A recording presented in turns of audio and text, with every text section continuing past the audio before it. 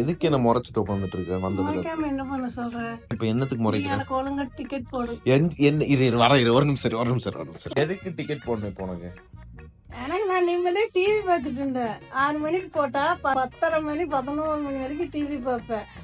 Vijay TV, Sun TV, Zee Tamil மாத்தி மாத்தி பார்ப்பேன்.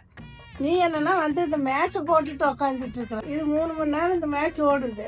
ஜெயிச்சா பரவாயில்ல, தோத்து போறானுங்க. அது எதுக்கு வாய்ப்பு வந்துட்டு உட்காந்து பார்த்துட்டு இருக்கிற? இதெல்லாம் சரிப்பட்டு வராது. நீ எனக்கு என்ன பண்ற, டிக்கெட் போடுற, நான் ஊர் போய் சேர்றேன். அங்க போய் நான் நிம்மதியா இருந்துக்குவேன். அப்போ உனக்கு வந்து சீரியல் தான் மெயின். ஆமா, கொஞ்சம் கூட யோசிக்கலாம். பையன்னு சொல்லுவான்னு பார்த்தா ஃபர்ஸ்ட் சீரியல், செகண்ட் தான் பையன்.